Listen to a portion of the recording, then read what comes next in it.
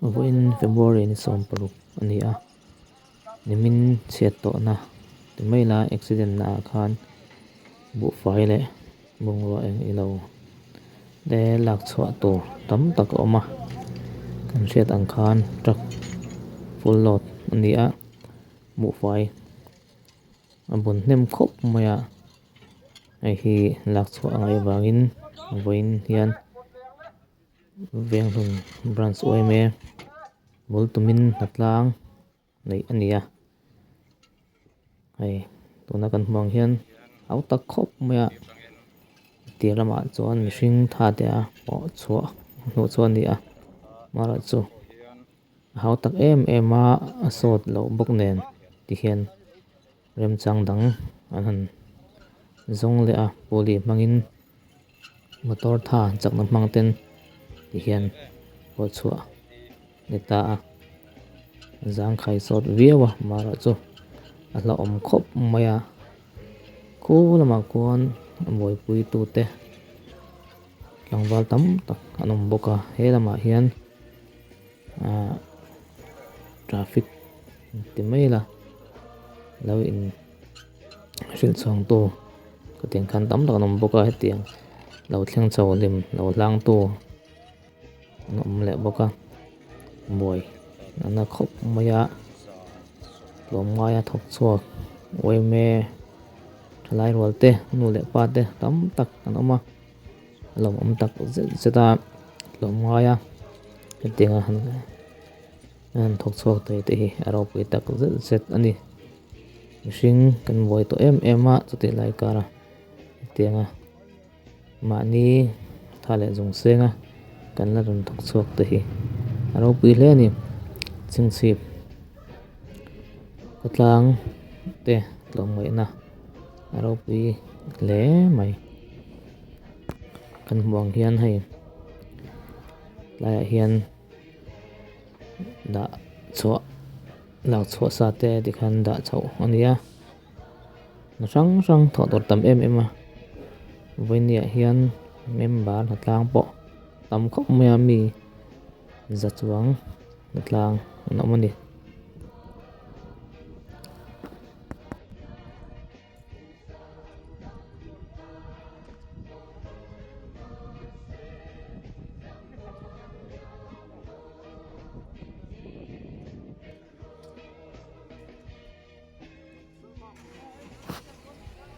kan buang hian ti hian pickup hian bu fai hi nuk chawa bek thui ngai khop mai kan se ta khan alum na hi athuya kongpetang hian metar zani don ani arin ama chuwang chon ngai pickup po hi bek thui ngai khop mai he tlai thinga bu fai pot chho nuk chho tur chon hetiang che hian lelama hian thok anom ve boka mun nia pot chhuak ani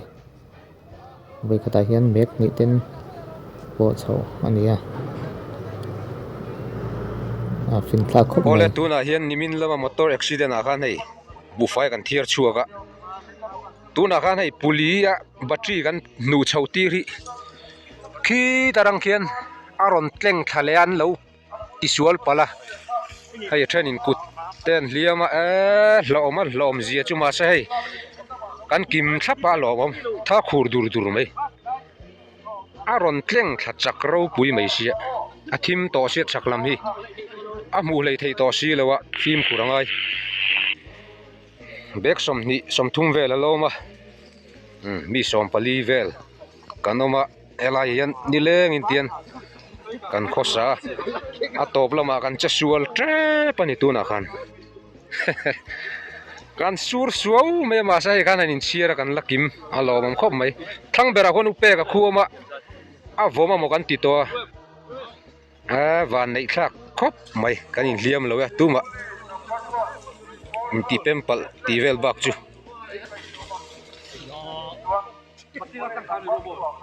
battery chu tlang thlak ka number 2 tro puli number 2 chu aman thei to lo hai a hrui hi a chat dona aman tlak to lo puli number 2 man tlak to lo helama hian ei rong bol tu te an ve thunga ai an pe thokhat do mel vewa ni lengin tlaya po mani ina holawin ti chun jom zel ani a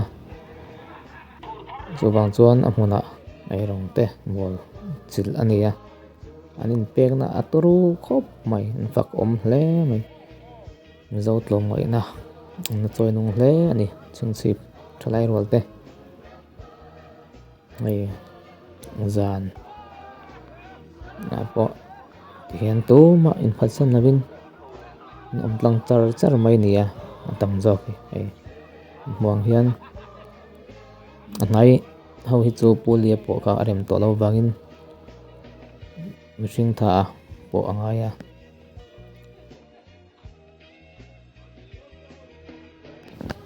oi me shuai du te an fak khop maya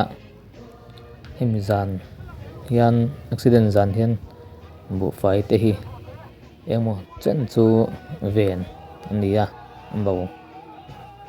la depo ania tin himzan vek hian jing lampang aning chu ko mora bok hian vai khal pick up accident le boka mara chu siat na nasal tu ka thleng lo lawa chu jing darli vela an boi pui le a oi me shoi tu te an fak khop mai nin pek na aro pi tak zet ani lần pun lang thei lo so mi theo chu khulu tu ka an lang thei lo shin te lampanga he rong bol te